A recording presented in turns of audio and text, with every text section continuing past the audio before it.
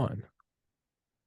And we are recording with retired Lieutenant Colonel Berney Flowers and your book, Black Values Matter, that I may or may not have gotten a shout out in. Have I made it? I think I have. I think I can wrap up the podcast now. I've made it into a book. And that's my ego getting flattered. But Mr. Flowers, please introduce yourself, my friend. Tommy, Berney Flowers, your audience should be familiar with me. I'm a retired lieutenant colonel that's tired of corruption. And I just decided after 34 years behind the federal fence, either in the military or as in DOD, that it's time to start fighting. We've got a lot of mess here. I just wrote a book, as you know, I'm going to talk about it. Black Values Matter. If you look at this thing here, I take that out to local speaking events, and there's a QR code right here, and people can order it off of Amazon. I'm working on building a website. I'm even thinking about building a podcast. So I need some advice from you. So Well, I could be that guy for you. I would love that. You do this for a living, man. And I'm just that angry old soldier that's tired of people dying in Baltimore and inner cities. And I just, I ran for Congress a while back ago, didn't win, but you don't win generally your first time out. And am I going to run again? Well, there's some people here in Howard County that think I should. So we'll see. But the bottom line is just an American guy trying to do the right thing. So what did specifically lead to this? I mean, in the book, and yeah, I'll put it in the description. It's a fairly short read. You can knock it out. You can knock it out in a day or two. But what did lead to this, aside from, really, like you said, you've seen battle zones or battlefields far more hospitable than Baltimore? Oh yeah. Yeah. Well, the thing is I get into Baltimore pretty often. And the reason I do that is because I've become somewhat politically active. I've got friends there and they're afraid. People are losing their children.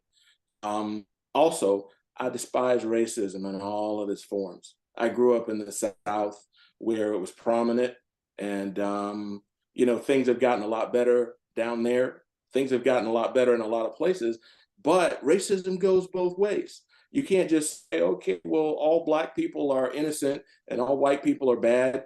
When I was in the military, I was raised in the military to believe that we had a meritocracy here. And I believe that our country should be a meritocracy. We are America and we should be together. But in order to get that point across to people, minorities included, sometimes you got to tell some truth and you got to remind people that there is no specific, one race that has a lock on racism.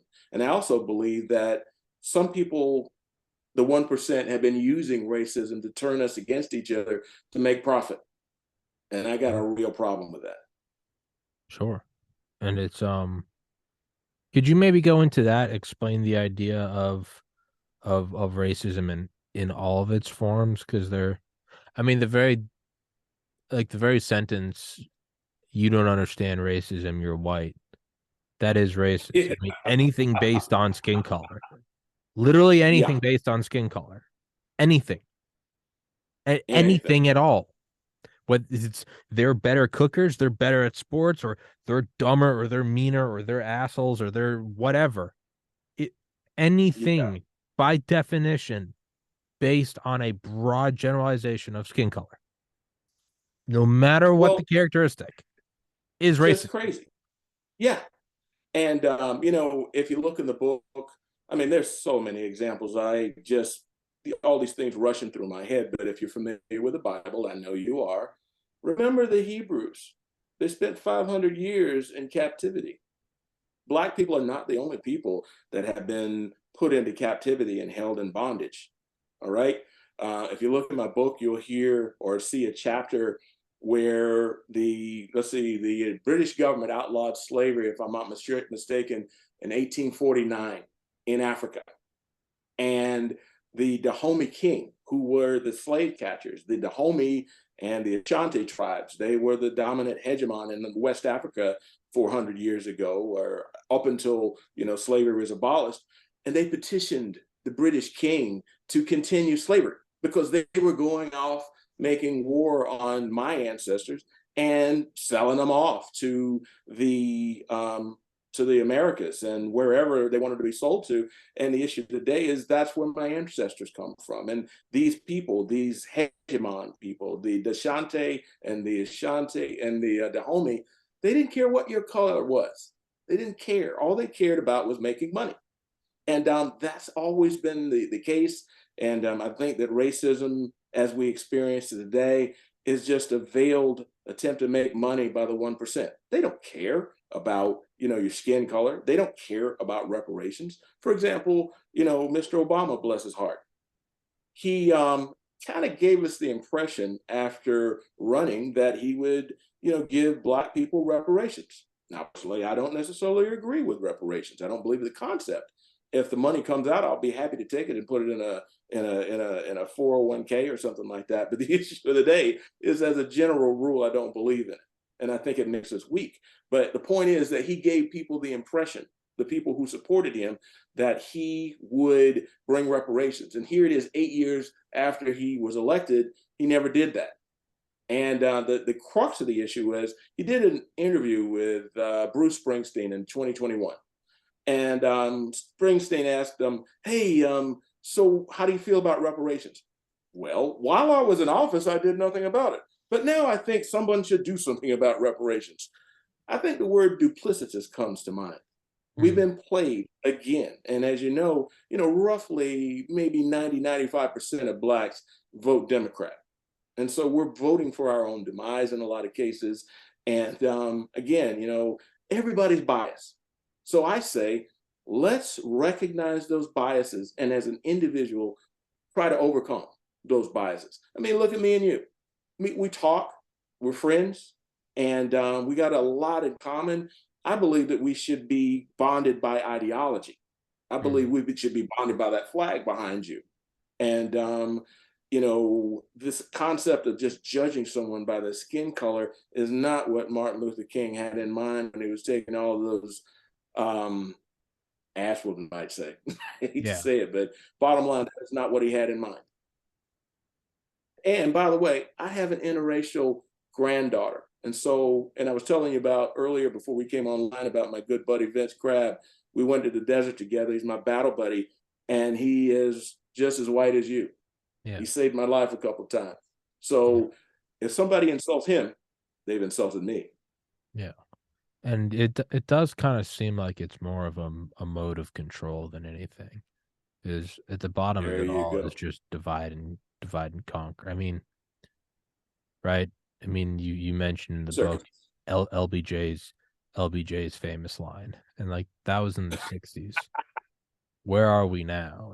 It's been 60 years, and that ain't some conspiracy. That's a sitting president who said that. Yeah, definitely. And his deal was chase the male out of the household. You divide up the family, and now you got an entire generation of 2 generations, actually, and in some cases 3 of families without a male influence. And let's not forget Mr. Biden, who put so many people in jail with his 1994 crime bill. And now you've got entire generations of families that don't know a male influence. You've divided up the Black family, and these kids are out there killing each other because they don't understand what a man is supposed to be like. There's supposed to be restraint and strength, not acting wild and out, as they say. And there's 337 murders in Baltimore last year, and we're on the way. 4:00 in the morning, there was a double murder on New Year's Day at 4 in the morning, and so we're well on our way to another 300 a total of 300 plus murders, and that's been going on for more than a decade. I think 15 years, and just a lot of corruption in the inner city, and somebody's got to do something about it. Can I fix it all? Not alone. But we got to change the attitude. We got to change the thought process. And we got to change this idea of you don't look like me, so we can't be friends. That's bullshit. Excuse my language. Can I cuss? You can say whatever the fuck you want, dude. I love it. What is the actual way to tackle this? And I've been to Baltimore a handful of times, and it does seem like you talked about it, getting cut off in line and not going to the the restaurant and how many people missed out on a tip and the government misses out on the tax revenue. I've been to Baltimore a handful of times. I really have no intention to ever go again because I just feel like I'm always, no pun intended, but like just around the corner from death.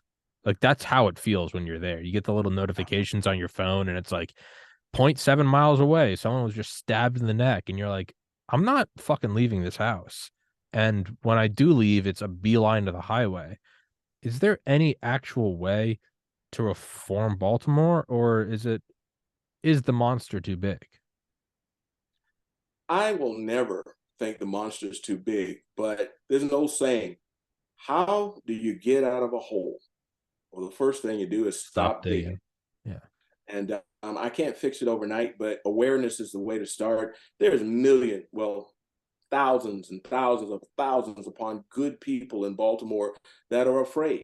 And there's an old saying, keep your mouth closed in Baltimore. So when things happen, people see things all the time, and they don't turn it into the police because they don't trust the police. And the police force is 800 people down. So in a city that large with 800 police officers, there's going to be a lot of crime that goes without seeing.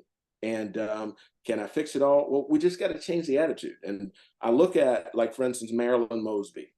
I mean, she's been, former state's attorney, just got voted out. Thank God for that. People commit crimes, and she just lets them off. Huge marijuana bust that the cops, spend months setting up, and then they let them go.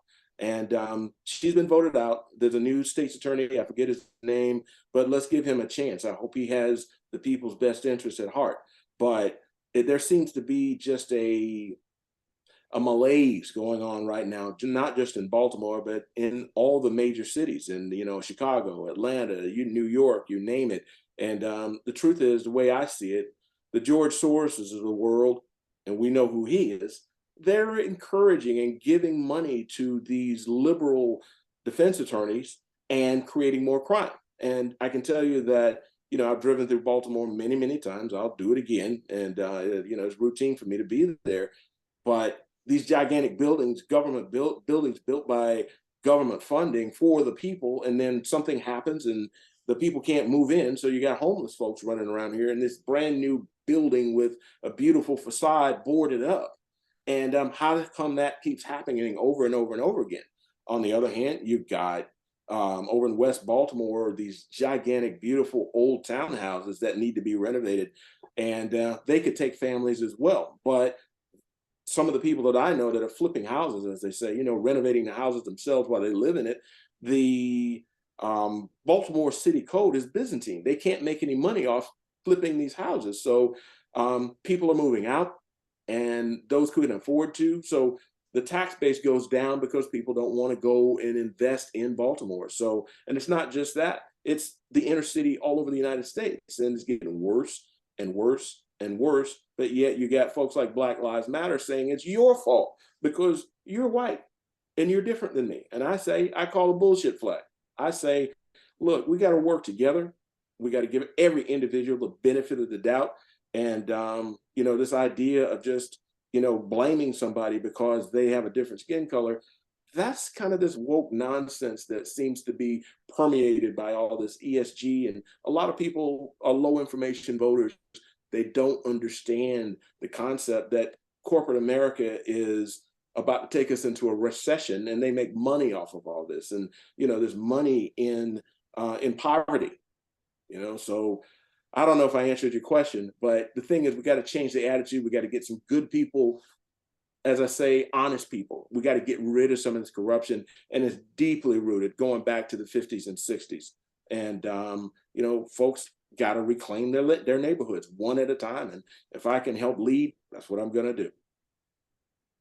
How do you think it keeps perpetuating though? Like There's why? money in poverty. Yeah. Well, then why? You And mean, I'm just playing the devil's advocate to you. Um, if it seems that the powers that be or that the entrenched financial interests want it, it kind of seems like it's a self accelerating black hole. it is a self-licking ice cream cone. And money is being allocated from the federal government for housing, and by helping these particular agencies, some of them out of state, buy these big, apartment buildings, and the apartment buildings become, you know, free fire zones. I mean, you put a lot of people into a bigger. I mean, I'm sure you like heard of the big Berney Green apartment building in Chicago, where it was just lawless. And why not take those houses in West Baltimore and those townhouses and renovate them and let everybody have their own little piece of Baltimore, as opposed to putting people in apartment buildings where people are afraid to come out, because the cops don't want to go into those places once they get inside and get locked down. I mean, it becomes dark and scary, and it's not a good place to raise kids, that sort of thing. But yet, the real deal is these people that are in charge, these people with all the money, they want people herded into those places like that, and then it just becomes a bad place to live. And there's a lot of good people in Baltimore that are trying to do something about it. But on the other hand, we haven't had a conservative slash Republican mayor in Baltimore since 1967. So Jesus. why are we continuing to vote for our own demise? That's the problem. Now, it's easy for me to talk. I live in Howard County, which is somewhat semi-rural. I'm 20 minutes away from Baltimore. Howard County is one of the most affluent neighborhoods in the entire United States. It ran, Beltway community around the Pentagon. Okay, got it. And we were able to afford that, but that doesn't make me less responsible for my fellow man. And America has been very good to me, and now it's time to give back. And I've chosen to do that. And when I talk about this book, if anybody reads it, and a few people have bought it, I've gotten a lot of good 5-star reviews on Amazon. I think I've hit a nerve, and I'm not the only one. I mean, people, I was out, I go out to these various speeches and various clubs, and I've done about 3 or 4 of them so far, and I've gotten a lot of positive responses. Did I answer your question? You have. No, no, no. I'm sorry. I'm enjoying listening to you talk. Well, this is what I'm passionate about, man. I tell you, having seen what I saw, and when I see 100 billion dollars that we count so far going to making war off in the Ukraine, killing people who haven't done anything to us. Yeah, the Russians are taking over. That's terrible, but you know, we could have solved this without spending all this money on these weapons. More importantly, a lot of the weapons end up not being used for what they were paid for. They end up in Africa and South America, and we will see those weapons. We'll be on the bad side of them again. I don't know if I told you the story of I'm in Afghanistan, and then I'm in a helicopter and got shot at by a SAM that was held by the Mujahideen from 1976. So they held on to that weapon and almost killed me. And that's when I started waking up and starting to see that those people at the top of the food chain, they make money off war. War is the most hmm. profitable thing that we have, and it's gotta we need to be very careful about going to war and killing off people's children. And we can do better. And making these defense contractors rich is not what I'm into. We can do better. What is the realistic way to? Because these are all things I agree with, and I think I've just kind of become jaded over 1,000+ episodes of these, where my mind is almost like what can be done, and it is, I guess, sort of a defeatist attitude that I shouldn't have. But I don't know. It seems like we're looking up at titans, just kind of playing amongst the stars, like $100 billion to Ukraine. But like what in God's name can I actually do? And whereas you were involved with all of this, like you have a little I was more, there. not a little more, you have a much greater understanding of the inner workings of this than I do. I guess I don't know. Maybe I'm just being a bit of a pessimist today. Don't be a pessimist. I mean, the bottom line is that I understand your concern, and I'm just as cynical as you are. Trust me. I've seen it from the inside. When I was at DHS, the thing that pushed me over the edge was seeing these 3,000 people coming across the border, and our administration acting like it was a good thing, and our border patrol being maligned. These are good people down there trying to do the job, and the folks at DHS at the senior level and at the White House just basically said, "Hey, we'll take as many of these folks want to come across," and they weren't being checked for these COVID and all that sort of stuff. So it just seemed like some sort of corporate nightmare. And I just felt like I needed to do something about it with the background that I had. But don't be cynical. I mean, well, don't think that nothing can be done. We still have good people, and votes do actually count. And but folks need to get involved. Not just me, but me and a crew of ours, we just started Commitment Charm City Incorporated, and it's not a 501c3. We're not here to just raise money. It's what I call a 527. I don't understand it all, but the idea is that we're not trying to raise money. What we're trying to do is audit corporate laws in Baltimore. And there's a lot of laws in place that aren't benefiting the people, and we need to expose those things. I mean, for example, did you know that there was a water crisis in Baltimore just recently? Yeah. Right there where I was talking about in West Baltimore, and an E. coli outbreak. And the issue was that it was the federal government that found it. And so the poorest people in Baltimore were the ones who were suffering the most, because they were under a boiled water alert. And that's happening in Flint, Michigan. It happened in Jackson, Mississippi, but specifically here, the federal, the Baltimore city government should have done something about that. And we wonder why some people wild out. If you're drinking contaminated tap water, you might be a little angry. And if you got access to a weapon, it might cause a problem. But you got to put these things together. But the thing is that we just, as a whole, the inner city is being failed by the administration, but the people there keep voting for the same Democrats that seem to not care. And Catherine Pugh, for example, she was mayor 2 mayors ago, and she went to jail for 3 years for corruption. Sheila Dixon, she almost went to jail for corruption. Stephanie Rawlings Blake, that had the Freddie Gray thing happen on her watch. I recognize that name. Yeah. Yeah, and she didn't run again. And the bottom line is, okay, can we get some people in there that mean what they say? I mean, it's not about just getting in and enriching yourself. We got to figure out a way to get some folks in that are going to do what they say do. And whether they're Democrat, Republican, I don't care. Let's just get some honest people in there. And everybody goes in with good intentions. But, for example, the current mayor, what's his name? It's forgettable. But the bottom line is he made a whole lot of campaign promises about reducing crime in Baltimore. And what he did was reduce the number of police officers in Baltimore.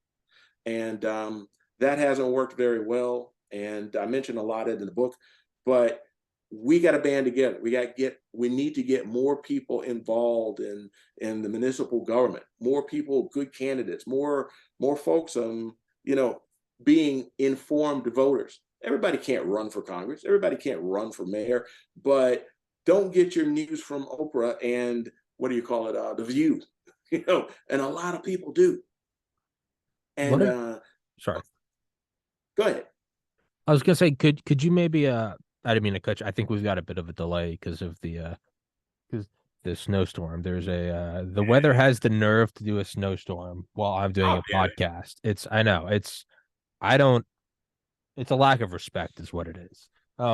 It's a spit in my face. But so I apologize. So we have a bit of a delay. So if it looks like I'm cutting you off, that's why. Could you technology has limitations. Could you elaborate a little more on the corporate laws that you're auditing? That I don't know why that just kind of caught a spark in my mind. Well, the truth is that we haven't started. We just had our first meeting on Saturday, and I'm no lawyer, but what I do look at as an operator, a military operator, I look at the outside. I look at the output, and again, when kids are being shot in the street, when we have 300 plus murders for 15 straight years, where I've seen open air drug markets. I've seen, I mentioned in the book about, every Saturday you go over to Fells Point and these guys are riding around 50 deep on motorcycles and they're running through traffic lights as if they don't exist. and there's not enough cops to do anything about it. So there has to be some legal way to stop this, and there has to be some legal way to mandate the number of police officers in the metro city. You can't just fire people because you don't like cops, and then folks don't always understand that in order to maintain law and order, you have to have bodies on the street. And a lot of these cops are driving 10-year-old vehicles. There should be some mandates to say, okay, we're going to spend money on X, Y, Z, and we're going to take care of basic security first. And I don't know exactly what the mayor of Baltimore is thinking, but the people are not happy. And I live in Howard County. I get it. I'm 20 minutes away, but a lot of the crime that comes into the state, kind of uses Baltimore as a base, and then fans out to the rest of the state. So if we can clean things up there, we might have a better chance of making life better for some of the people who live there. This is kind of, I guess, a simplistic answer, but I mean, is the answer almost just to like ramp up the police for? I mean, because it seems that almost kind of seems like a game of whack-a-mole. Like, well, yeah, if you start using force, then you're going to give people a legitimate reason to hate the police, Whereas now it kind of seems to be a bunch of bunch of commie motherfuckers just defund the police and collapse cities. But on the other end, like you can't keep like a liberty loving society in bounds by by a police state, by a bunch of SWAT teams riding around in MRAPs. Like, we're not in occupied territory. But I and this is totally agree with you. like, what is there to do? My simplistic, I guess, one track mind is like, there's a problem, beat the problem. Like, roll in the cops, like roll. But that also doesn't. You can't. That's the fine line between like a free society and a safe society. Is like, by that logic, we should have SWAT teams and National Guards on every street corner of the country. But now you have a police state, and now you have a much bigger problem. You don't have low-level crime, but now you have a top-down dictatorship that you'll never break free from because they have a $700 billion budget. So what is there to what? Not that you have the crystal ball, and I know I'm just throwing impossible questions to you. I might as well also ask you what's the purpose of life and what happened before the Big Bang. But like, what is there to do about this aside from just my answer is, yeah, roll in, just quintuple the police force. But that can't be the Well, answer because there's no way that someone else hasn't thought of that. And it's not the answer. You can't just it works it works for like establishing a green zone around the embassy in Baghdad. But I've seen that's not America. we have seen, first of all, a great man once said a functioning democracy requires an educated populace. Yes. So we're dumbing down people and they don't know anything any better. Second, as a military person who spent time overseas, I don't want to see cops rolling around with MRAPs. I don't Yeah. want to see civil liberties taken away. But this was, 30 years in the making. Lyndon Baines Johnson, again, dividing up the nuclear family. And, you don't have to have cops when you got a man in the house, a real one. Sure. So when your family's together, and so you got these guys running around here. Imagine a big husky guy like yourself. If you haven't had a male influence, you don't know the concept of restraint. You don't understand that you can't just swing on somebody when you have when you become angry. And Yeah. so next thing you know, you got these young men who don't know how to be men. They are quick triggered. They're quick to haul off on somebody. And next thing you know, people are dying because of lack of supervision. And it's been going on. Or you're in jail. You never grew up and had Yeah, a father that pushed back. You've been pushing around your mom. yes, I know me and my three brothers certainly pushed back against my mom, and when push came to shove, dad came in, and then it was just, it was all. he just laid waste, and we all, Yep. the power was established. There was a hierarchy. If you don't have that, best case scenario, you're gonna swing on someone and you're gonna hurt someone else. Worst case scenario, or vice versa, the state is going to act out against you, and you're just you're a hothead. If I didn't have my dad to put me in line, I absolutely would have just acted out when I got to college, and then the cops would have arrested me and they wouldn't give a fuck about my, oh, I never had a father figure. You don't give a shit. You just broke into this house, you're going to Okay. jail. All of a sudden, Either your yeah, family's all of a going to sudden, discipline you or the state's going to discipline you. yeah, I'd it's rather just coming take one way or another. there you have it. And so we've Jeez. led Lyndon Johnson and his merry band of social engineers have led an assault on the nuclear family. And now, somehow, some way, we got to get that back. And that's my, you know, that's a starting solution to this whole thing. Set the example one house at a time. And I'm not perfect, but I can say that my children are reflective of how I raised them. They've done well. You know, they're not in the house, and you know, they got their own jobs doing their own thing, and that's what you want. Everybody doesn't have to be a PhD, but if you can just be self-sufficient, that's great. And America needs people to be self-sufficient. They need people to do things. But this concept of wilding out and staying in your mom's basement until you're 40 and arguing with your parents, that's not going to leave us with a good society in the future. And the demographics are against us, and you know, we just got to do better. And just you know, hearts and minds. That's what we're after. Just like in the military, at some point, if you can convince people to do things or at least the way we want them to do them, you don't have to fight them. Hmm. And again, this family's 3, 4 generations deep in the city that are, you know, still living off Lyndon Baines Johnson's Great Society programs, and they just simply haven't worked. And we've got to acknowledge that the system is not working for us and change it. And I'm an advocate for that. Let's make some changes. Kind of like that quote about dieting and working out. You can either suffer the pain of discipline or suffer the pain of regret. But either way, you're Amen. suffering. Choose which one you want. But you're suffering either Yeah, way. So you might as well do the one that gets something out of it. It's there you go. yeah, you have the iron fist of a father figure in one form or another. Yeah. It's not, and if the entire country doesn't have one, well then you have it in the form of another country that comes and runs the table on you. You know, another thing I wanted to bring up is the concept of victimhood.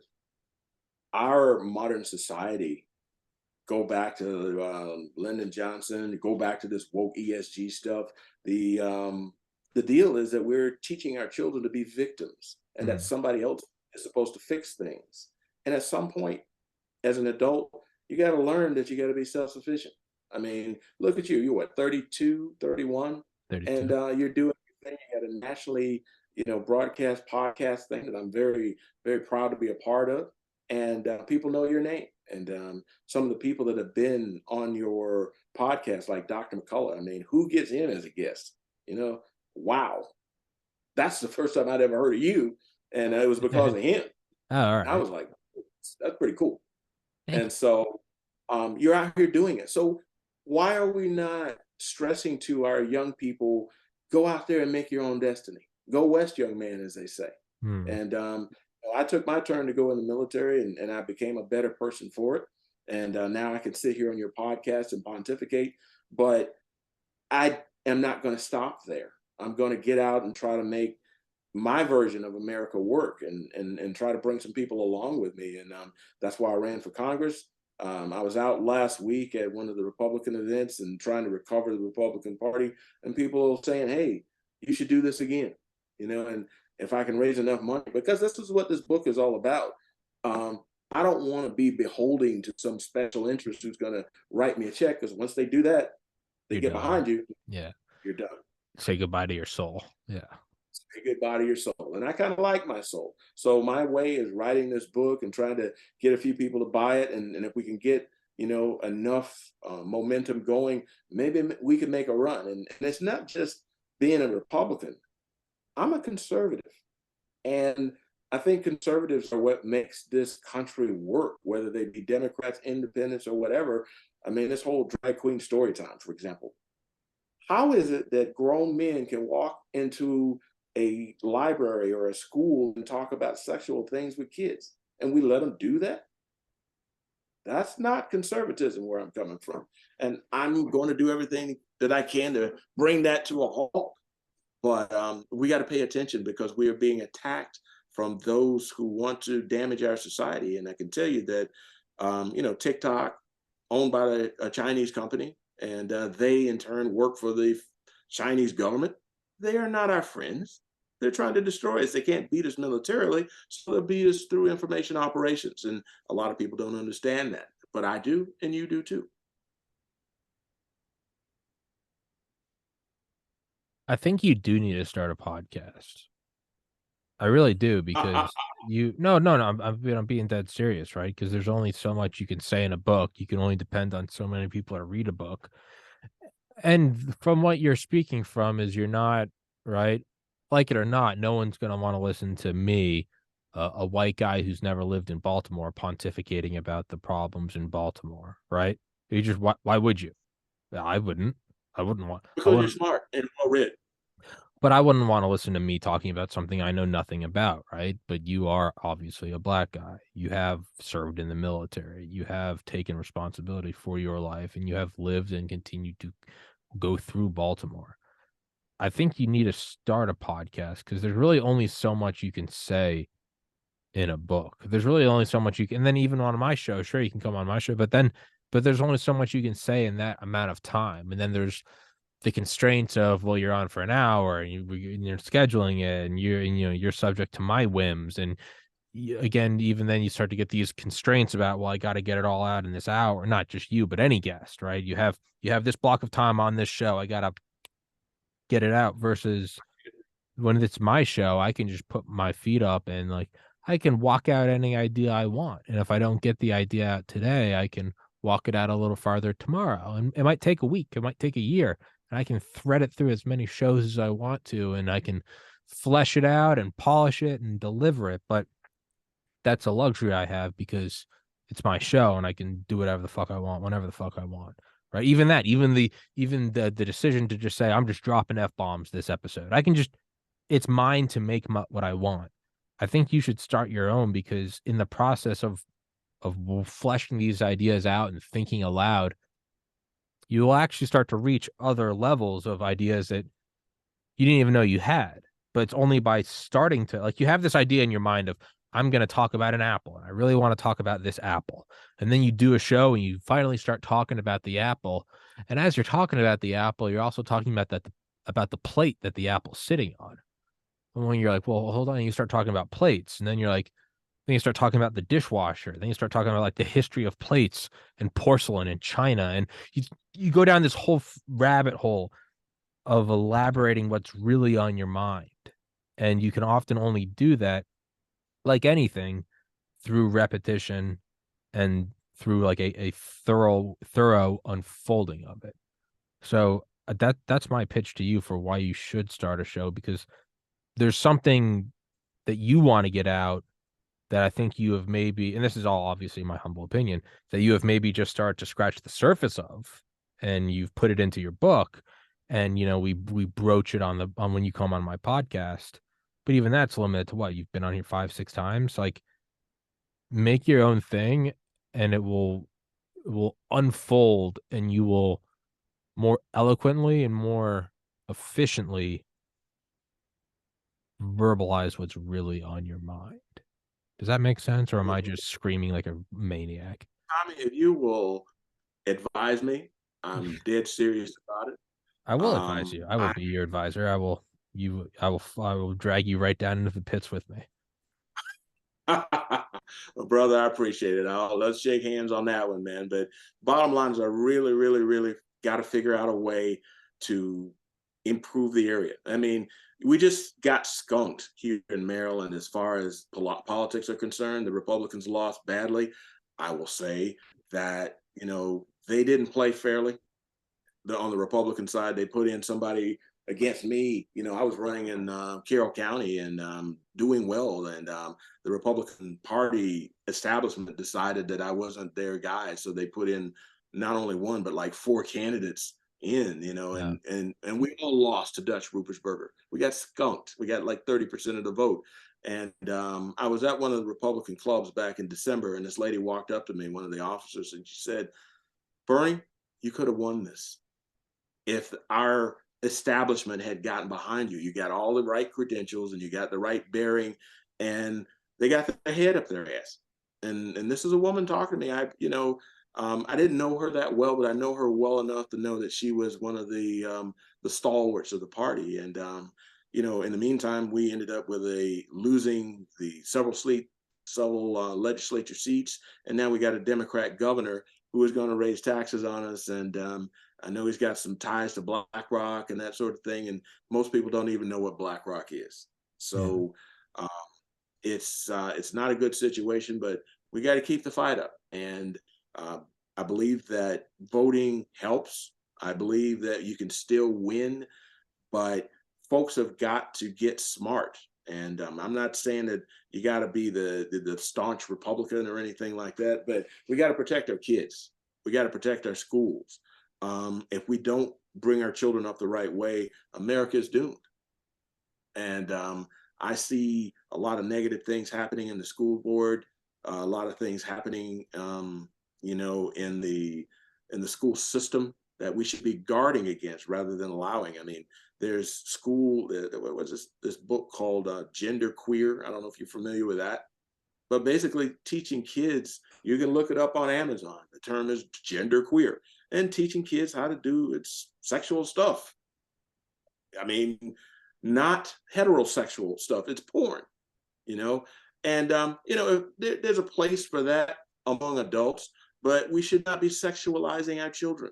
And conservatives should be in the business of protecting our children from being sexualized. And that's stuff that I'm passionate about. I probably sound like I'm angry. Maybe I am just a little angry. How did we get to this point where our kids can't go to school without being groomed? Hmm. And a lot of people just send their kids to school and they just say, well, their education is the teacher's fault. Well, there is a need for people to be involved. And here in Howard County, we don't have so much of a problem with that. People are involved, they get involved with the school board, that sort of thing. Great. But in Baltimore, in some of the less affluent areas, not so much. And things are a little bit tougher because people got to work a little harder. They're not running around, with these six-figure jobs and such. They may have to have two jobs in order to make ends meet. But in the meantime, the kids are not getting everything that they need. So it's kind of like a vice. You're being squeezed from both sides, and we need to give these people some help. They're trying, but they're being squeezed, and the if I'm not mistaken, there was like a $10 million deficit in the Baltimore City school system to where they did an audit, and there was $10 million missing. And how can you run a school system where money is missing?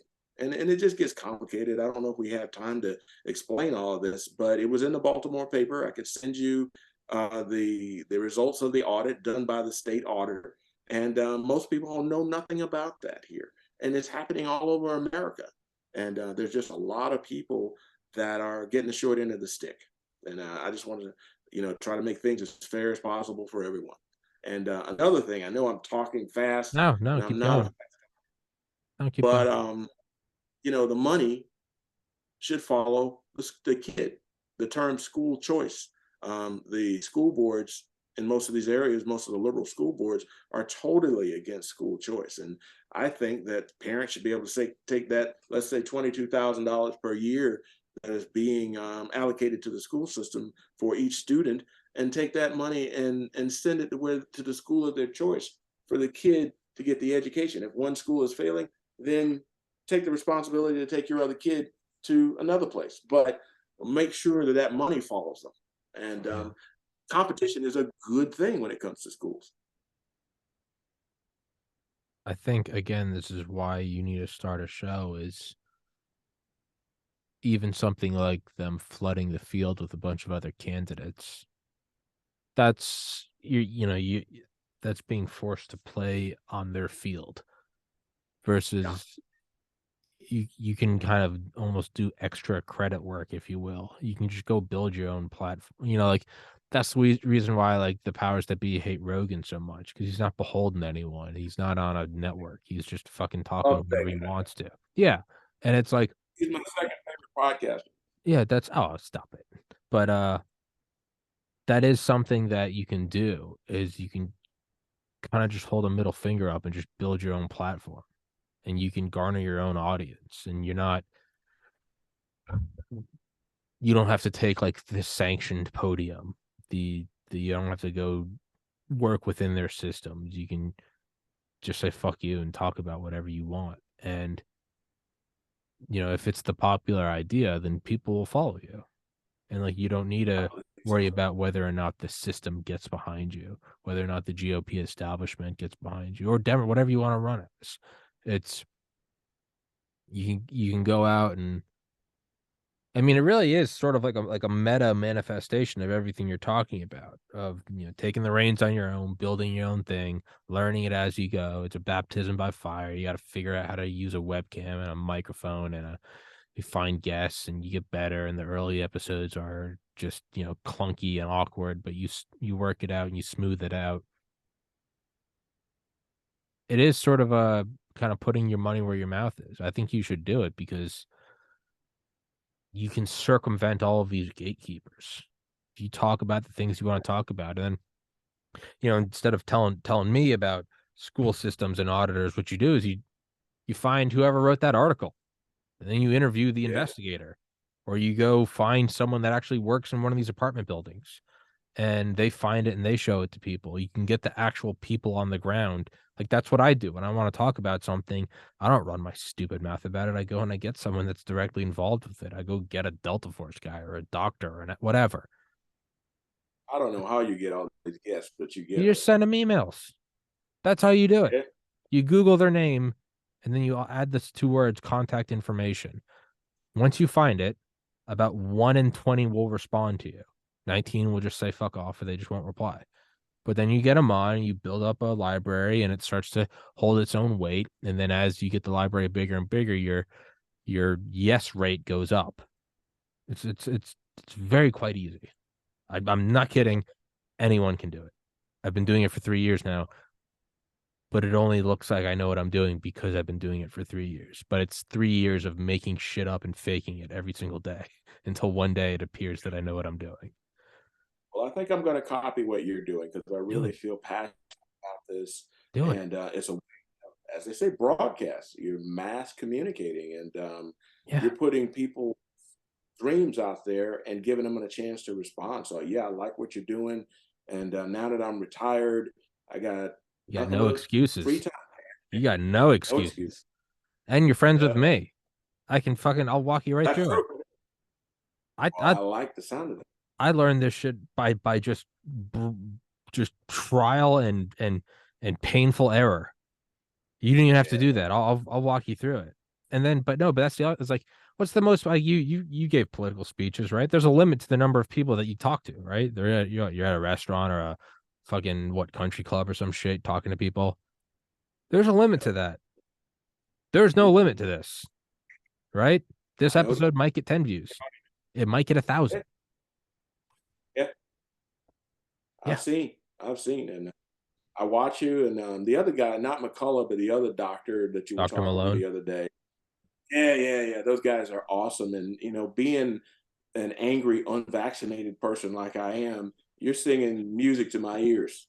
You know, and what I went to, the 18th of January was my anniversary from leaving the federal government, and it feels good. I almost feel somewhat justified because I didn't take the vax and they were pushing and prodding and all this sort of stuff trying to get me to do it. And that was a factor in me leaving. I walked away from a gang of money and a gang of power and a really nice office. Do I miss those things? Not enough to not having left, because now these people who have taken the vaccine Just drop them dead. are somewhat speechless. They're yeah, man. That guy, that football player the other day, 22 years old, and he didn't even take a hard hit. And we're going to see a whole lot more of that, and a lot of that is not being broadcast. So I don't want to make anybody angry or anything like that, Sure. but pharma, big pharma, and big tech, and all these people are making all this money, and they really didn't go through the normal process for vaccine trials. So I took my risk, and I'm still here to tell the story. I didn't die. Imagine that. Shocking. Yeah, they don't give a fuck about you. I don't know why. I don't know why anyone in their right mind thinks that the corporate greed that we have known factually exists for hundreds of years. there's just like a form of amnesia that just started 2 years ago that said, now it's not here anymore. Well, if you notice, all the television advertisements are from Pfizer. Paid for Brought by to you by Pfizer. Pfizer. Brought to you by Pfizer. And as I remember, 5 years ago, they had to settle the largest The corporate single lawsuit. biggest pharma law or pharma lawsuit. Yeah, 3.2 billion. And we trust these people? But the I don't. people that are pushing it harder than it's fucking bewildering because the people that are pushing it harder than anyone else are the same people that 12 years ago were occupying Wall Street. Rightfully so, Yeah. because there was a bunch of wealth aggregated in the hands of a tiny few. When did it become a And liberal idea to defend the state?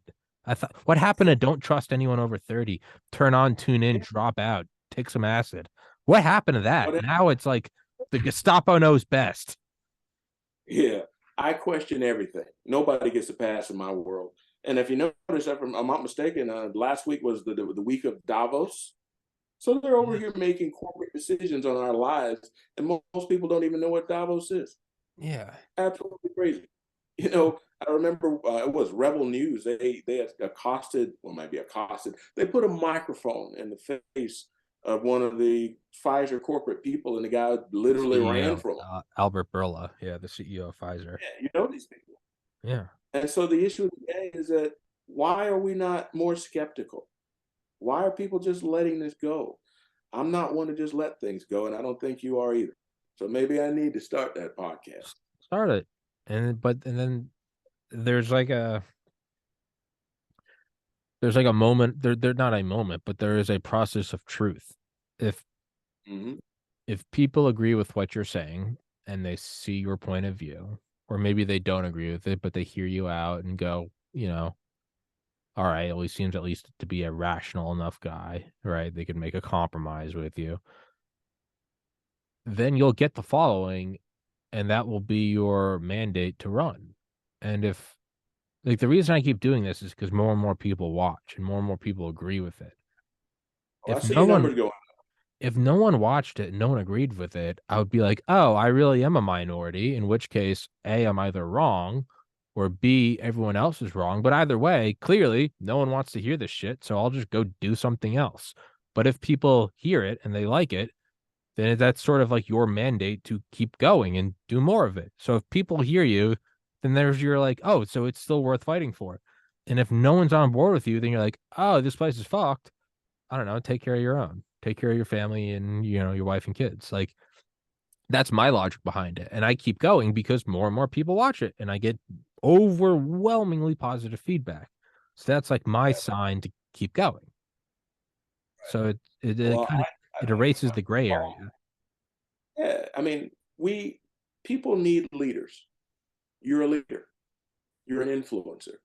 And I like to think of myself that way. My intention is, get rid of some of this corruption. And we got to bring a light to that. I mean, the best disinfectant is sunlight. And we got to bring some of the sunlight to this corruption. And that's the only way I know how to do it. So podcasting would be a good tool for me, I think. I think you should start. Truly just start. It's a You're gonna fumble and stumble your way in the beginning and it's gonna be awkward and clunky, but if you stick to it, you flush it out and it becomes smooth. First thing I got to do is get me a cool American flag like what you got. That's like a Walmart flag I got like 6 years ago. You can go get any flag, yeah. Just They start look with great. thank you. You just start with literally start with whatever camera you're using right now. Just whatever computer Mhm. webcam you're using right now. And as it gets bigger, move on. You can invest more money and buy better shit. It Yeah, really is. You have access to the internet. That's all you need. Like there's no barrier to entry. Just start. I like it. I Especially like if it. you want to, if you're gonna run for office again. I can't imagine myself. I have no desire to ever run for office. But if I did, you almost have to start your own thing because otherwise Yeah. you're subject to all the other gatekeepers of welcome to this show or you're on this platform, but you gotta no, you just start your own thing. This is just the equivalent of being like your own crazy person screaming in like the town square. Just Well, let me ask you, being that you're a professional in this thing with Steven Crowder and what's his name, Ben Shapiro. What's going on there? Do you have any idea? I don't even know that there's a thing going on. Well, from what I understand, I know both Shapiro. those names. Is there a thing going? Oh, let me Google it. Well, they're both conservative pundits, and somebody offered somebody else some money to join in. I think it was Ben offered Crowder some stuff, and Crowder said it was slave wages, and now they're throwing barbs at each other, and it's pretty interesting to listen to. But I don't understand it all deeply, but I just figured you would know since and you're in that circle. Ben Shapiro, Stephen Crowder, feud gone wild, clash over. Oh, this is probably all fucking fabricated. Right? Well, a scandal is always right. It's in Yeah. music and anything. It's always good to have unless it's a legitimate beef of like people that hate. They're both, yeah. Ben Shapiro and Crowder. They both have their own conservative media. This is all horseshit. That's my 2 cents. It's horseshit. Oh, The very fact that you and I are now talking about it, and I googled it in every news article, is that this is free PR. See, they're smarter than that's me what because I'm trying to have they genuine know. discussions. What I should be doing is starting beef with Berney. I should have you on here and be like, so why are you a white supremacist? And you're like, what the fuck? Like, that's what would get views. But instead, I have the gall to try to have a rational conversation like a dipshit. I should be out here I should be starting shit. I should be saying that Ben Shapiro bombed my house last night and Steven Crowder killed my dog. That's what I should be doing. Why do Hey, people love negativity so much? I why do don't they? get it. I don't know. It's our chimpanzee reptilian mind. It's we want from the vast majority of the history of man, we've just been living boring lives, just gathering wheat and starting fires. And then someone comes in and they're like, did you hear Sheila cheated on Bill? And you're like, OMG. But our minds are still wired for it. So we're in this hyper advanced world with 747s and Uber Eats and microphones and Xboxes, but we still have these just dipshit brains that are like, drama, drama. And that's what it is. And that's what they're doing. They're plugging into it. And that's why, Berney, they are getting 8-figure checks. And I am stuck in a bedroom screaming at a camera. They should Your be your money's coming. tutors, not me. Your money's coming, trust me. But I just figured that you would know the real skinny, and you just explained it to me. It's all bullshit. I have no idea what's going on. I will look into it after this because I am a stupid chimp. Now I'm Don't interested. don't Now, fall for it. now I'm like, It's what's just going on? Why are they mad at each other? What is this? All the while not paying attention to the tenth of $1 trillion going in black weapons to Ukraine, which is just ending up in other war-torn nations. Steven Crowder, Ben Shapiro, angry. We are yeah. falling for it. That's We're falling for the bread and circus, Berney. Don't do it. yep. I should know better. I should know better. You brought it up on But my. You're an agent of them, aren't you? You brought this shit up on my show. You're sidetracking it. You bastard. look at me. I The shouldn't whole even brought that up. the whole book is bullshit. This was a Trojan horse to get on here, and you got a check from Shapiro, didn't you? Don't know him yet. You motherfucker. Don't know him yet. I should have smelled you a mile away. No, I don't know what's going on. Maybe there's something real. I don't know. But I do know I that don't know, man. They were I throwing mud at each other, and I was thinking these guys were the new conservatives, and they're full of shit just like anybody else. I do And that's know that whenever there is drama, like warfare, making money, somebody's cashing in on this. We think it's conflict. I guarantee you they're looking at all their metrics, they're tracking their views, their clicks. I guarantee you they're noticing a little bit of a feud bump in their profits. They're everybody gets pocketing some paid. extra greenbacks. I'm not I making feel the shit. I'm not making shit. I should be emailing them saying I will take sides. I will be a mercenary in this war of drama. Give me a throw patient. some shit at them. There you go. Throw some Tell money them at to me. I will yeah, I accuse like I will make false rape accusations. I don't give a shit. that. You're funny, man. That's why I like being on this show. We can just shoot the shit. If you Well, were here having a beer with me, we'd have the same conversation. that's that. Well, that is, I guess, what I do like about this is there is no like, and we're here today with Birdie Flowers talking about his. No, it's it starts with a serious conversation about crime in Baltimore and it ends with me accusing Steven Crowder of raping me. It's because this is what we're talking about. It's the same shit whether or not the camera's on or off. And that is that is what I do have though, is like I can go to bed knowing that I on like a more serious note, I can go to bed knowing that I'm me. That there is no Yeah, you didn't sell yeah. out.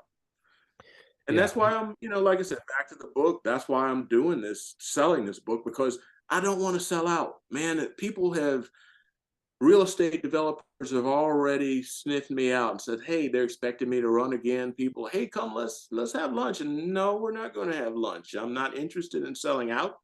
I got a mission, and 100 years from now, all this won't matter, but I will know that I did the right thing. That's That's important. well, that's the very end thing is we're all fucking dead anyway. So, what footprint do you want to leave on this planet? Amen. Yeah. Amen. Well, Yeah. hey Bernie, with that, let's wrap this one up. Um, guys, go get the book. I'll put it in the description. I'll put your website, your social media, all that good stuff in the description. Bernie, closing thoughts. First of all, thanks for having me. Of course. Thanks for putting up with my dauntless crusader personality. I don't give a fuck. I'm not going to stop. And there's a lot more out here like me. My boy Vince Kreb, I put you in the same category. There's a bunch of good conservative people, whether they're Republicans or Democrats or independents. We got to forget about all these labels and just go out and do what's right for the American people. And that's what I'm all about. And I know you're the same way. Hell yeah, brother. Lieutenant Colonel Bernie Flowers. The book, Black Values Matter, will be in the description.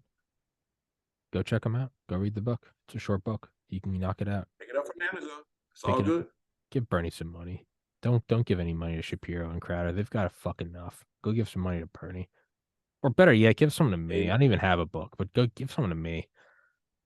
You should All right. write a book on podcasting. I'll write a book on podcast. Just give me money. Here's my Venmo address at the end. All right, Bernie. We gotta wrap this bitch up. Thank you so much, sir. God bless America. Much love, Bernie. Till next time, my friend.